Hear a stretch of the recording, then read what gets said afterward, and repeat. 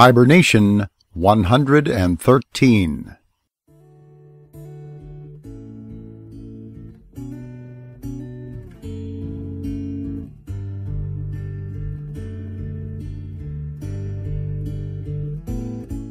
Grizzly's Growls presents Stories from the Hiber-Nation. Read by David Grizzly Smith.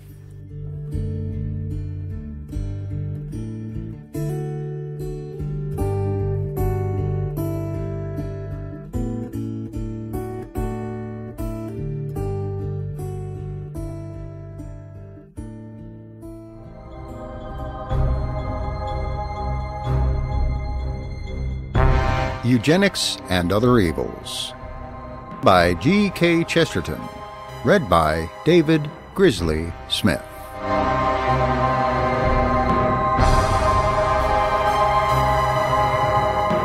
Part 2. The Real Aim. Chapter 3. True History of a Eugenist. He does not live in a dark, lonely tower by the sea from which are heard the screams of vivisected men and women. On the contrary, he lives in Mayfair. He does not wear great goblin spectacles that magnify his eyes to moons or diminish his neighbors to beetles. When he is more dignified, he wears a single eyeglass. When more intelligent, a wink. He is not indeed wholly without interest in heredity and eugenical biology, but his studies and experiments in this science have specialized almost exclusively in equus celare, the rapid or running horse.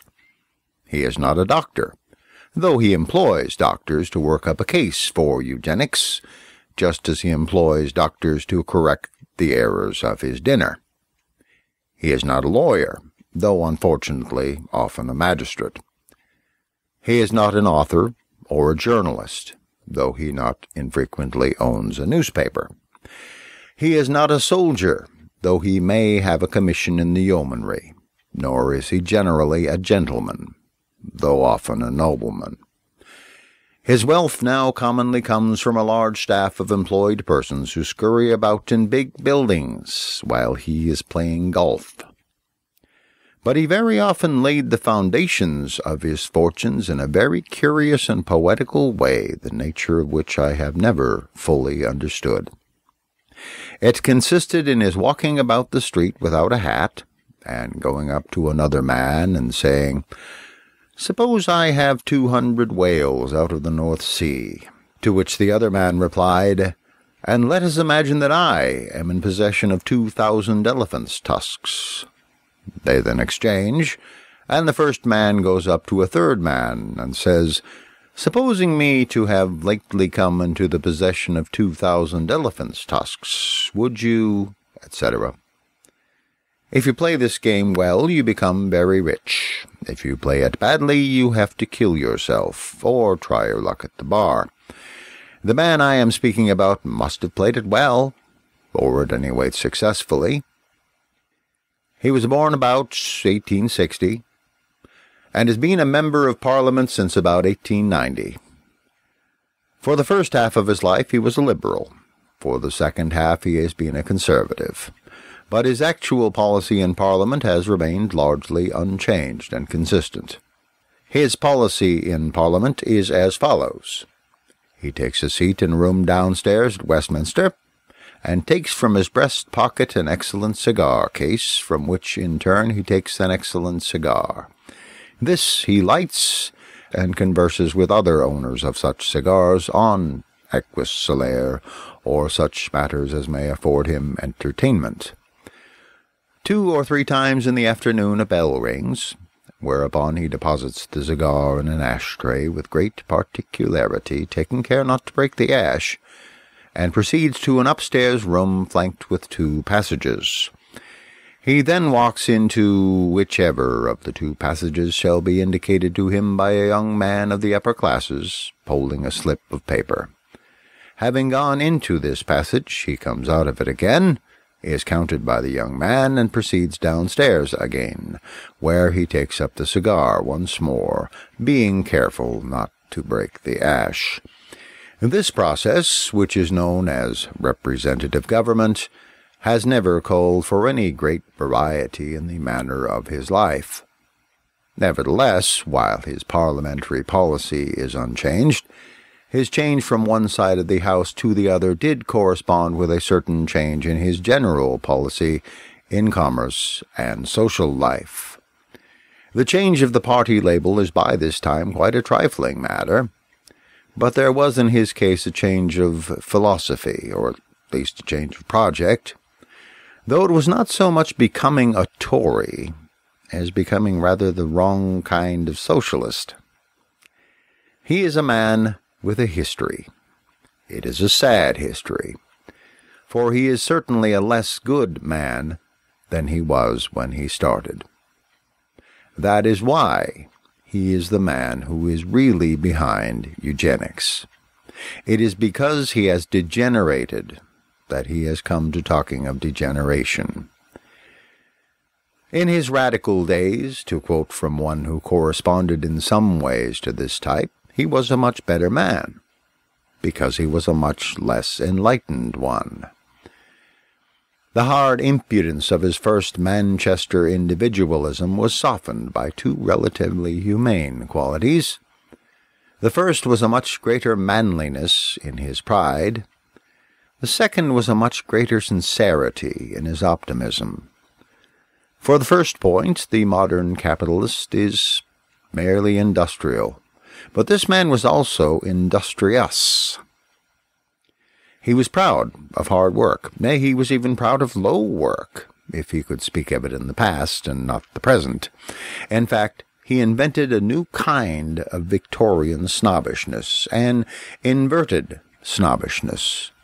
While the snobs of Thackeray turned Muggins into Demoggians, while the snobs of Dickens wrote letters describing themselves as officers' daughters accustomed to every luxury except spelling, the individualist spent his life in hiding his prosperous parents. He was more like an American plutocrat when he began, but he has since lost the American simplicity. The Frenchman works until he can play. The American works until he can't play, and then thanks the devil his master that he's donkey enough to die in harness. But the Englishman, as he has since become, works until he can pretend he never worked at all. He becomes, as far as possible, another person, a country gentleman who has never heard of his shop, one whose left hand holding a gun knows not what his right hand doeth in a ledger. He uses a peerage as an alias, and a large estate as a sort of alibi. A stern Scotch minister remarked concerning the game of golf with a terrible solemnity of manner, "The man who plays golf, he neglects his business, he forsakes his wife, he forgets his God." He did not seem to realize that it is the chief aim of many a modern capitalist's life to forget all three. The abandonment of a boyish vanity in work, this substitution of a senile vanity in indolence, this is the first respect in which the rich Englishman has fallen. He was more of a man when he was at least a master workman and not merely a master.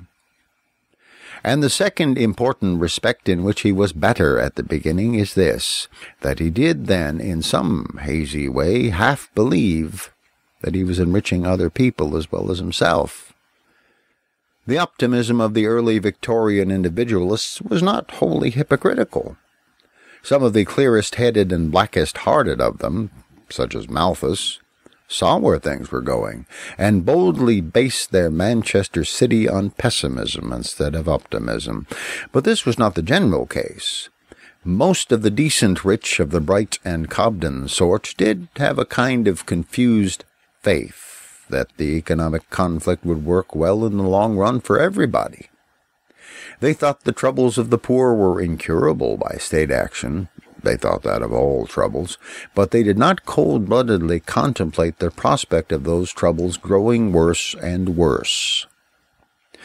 By one of those tricks or illusions of the brain to which the luxurious are subject in all ages, they sometimes seem to feel as if the populace had triumphed symbolically in their own persons.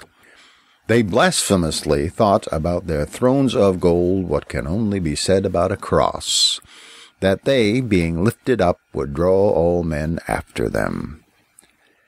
They were so full of the romance that anybody could be Lord Mayor, that they seemed to have slipped into thinking that everybody could. It seemed as if 100 Dick Whittingtons, accompanied by 100 cats, could all be accommodated at the mansion house. It was all nonsense, but it was not, until later, all humbug.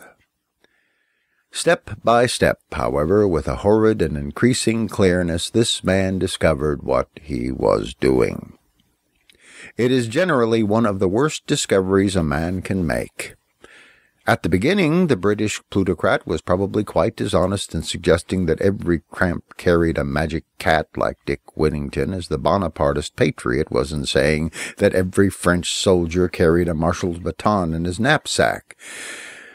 But it is exactly here that the difference and the danger appears.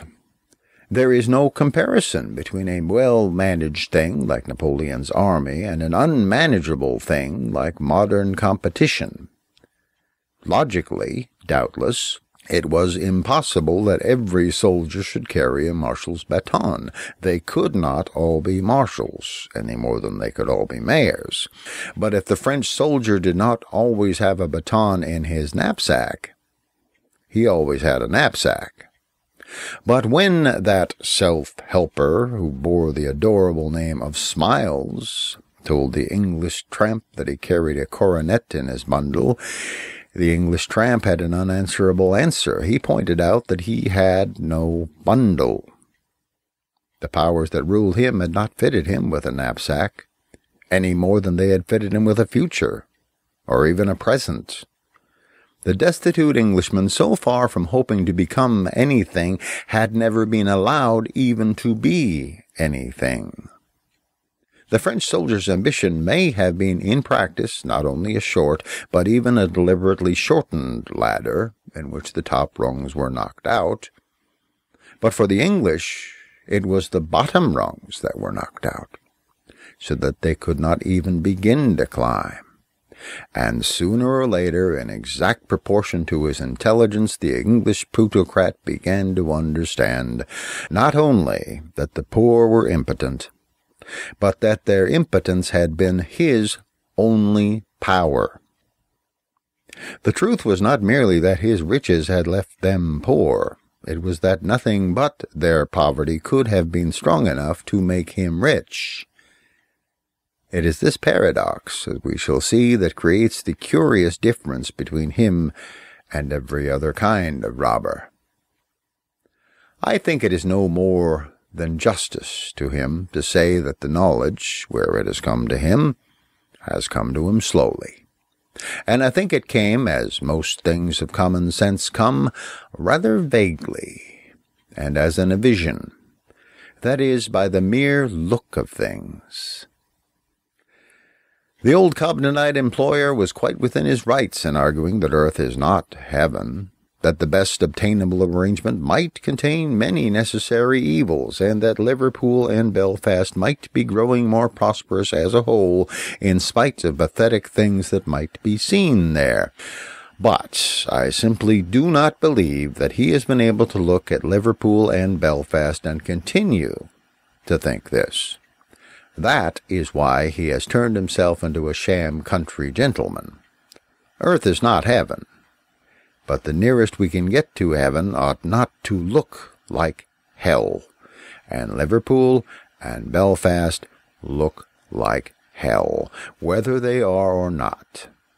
Such cities might be growing prosperous as a whole, though a few citizens were more miserable, but it was more and more broadly apparent that it was exactly and precisely as a whole that they were not growing more prosperous, but only the few citizens who were growing more prosperous by their increasing misery.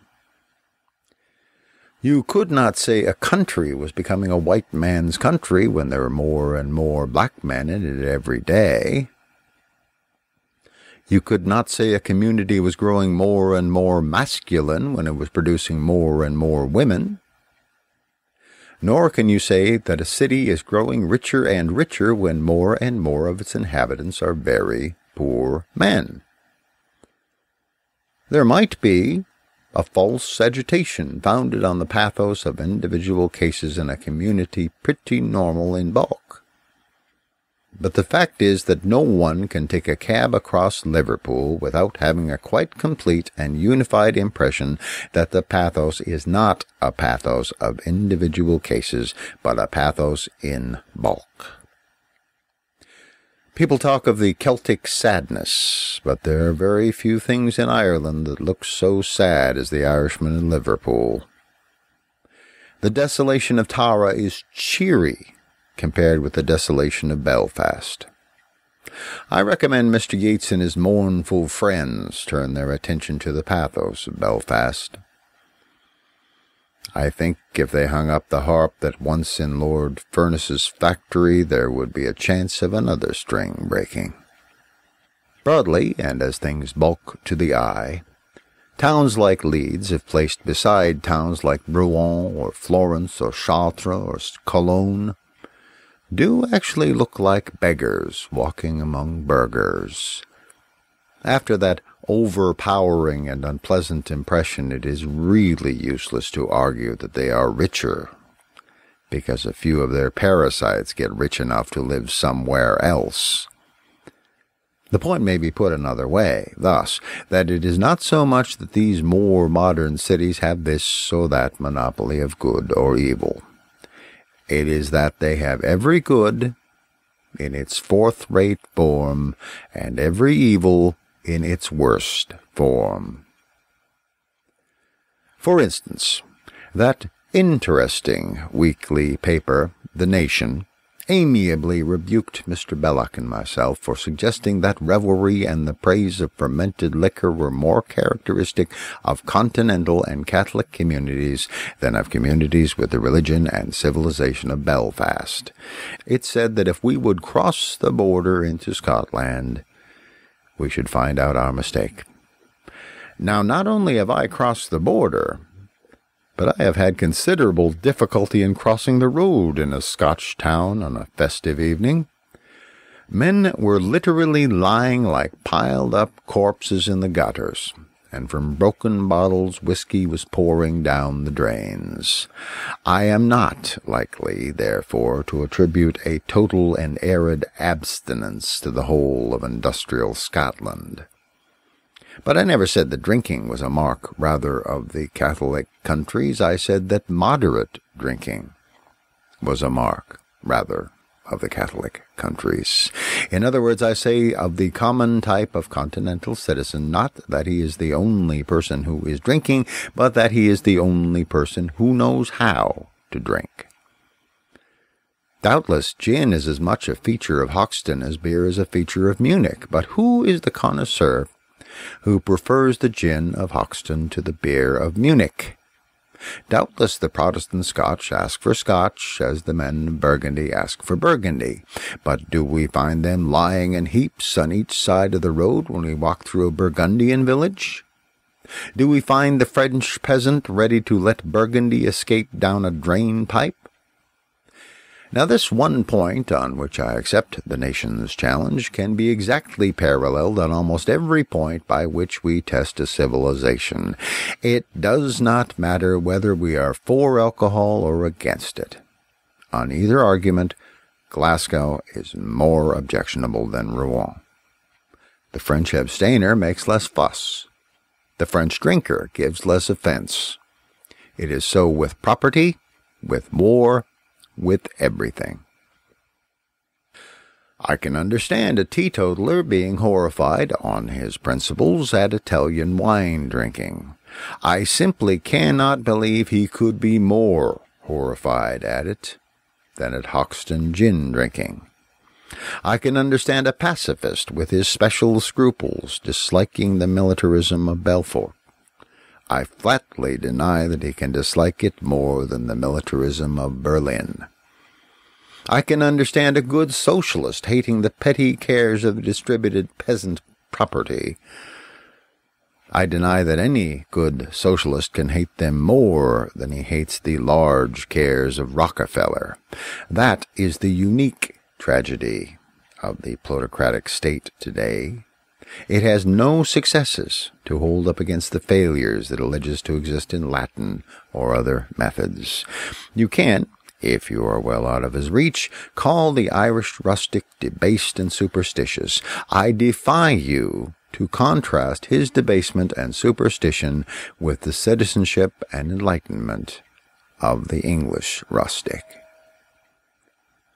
Today the rich man knows in his heart that he is a cancer and not an organ of the state. He differs from all other thieves or parasites for this reason, that the brigand who takes by force wishes his victims to be rich. But he who wins by a one-sided contract actually wishes them to be poor. Rob Roy, in a cavern, hearing a company approaching, will hope, or if in a pious mood, pray, that they may come laden with gold or goods. But Mr. Rockefeller, in his factory, knows that if those who pass are laden with goods, they will pass on. He will therefore, if in a pious mood, pray that they may be destitute, and so be forced to work in his factory for him for a starvation wage. It is said, and also, I believe, disputed, that Blucher, riding through the richer parts of London, exclaimed, "What a city to sack!" But Blucher was a soldier, if he was a bandit.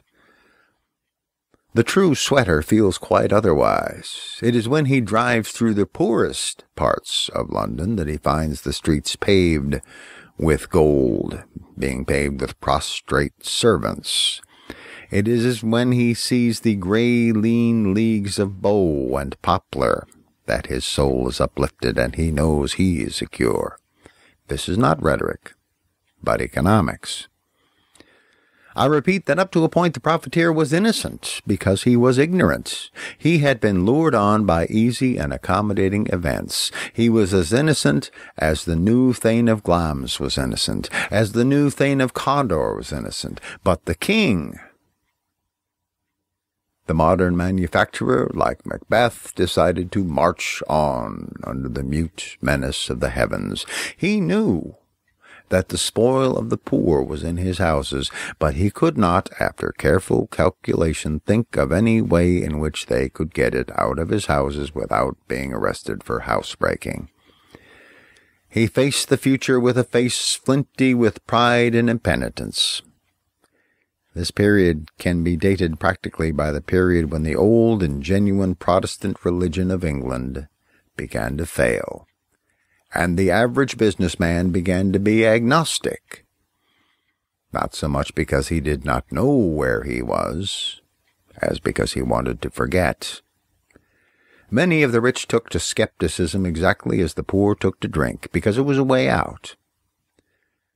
But in any case, the man who had made a mistake not only refused to unmake it, but decided to go on making it. But in this he made yet another most amusing mistake, which was the beginning of all eugenics.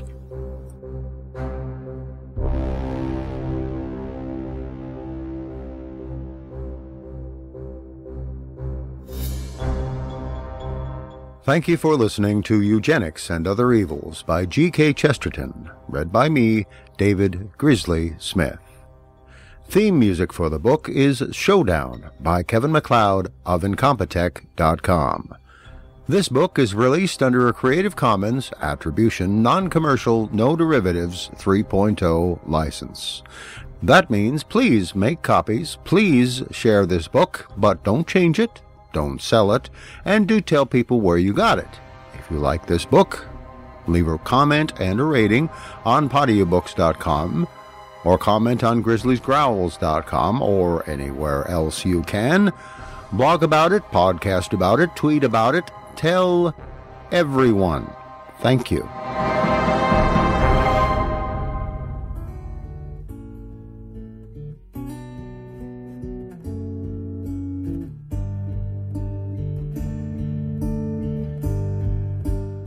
Thank you for listening to Stories from the Hiber-Nation.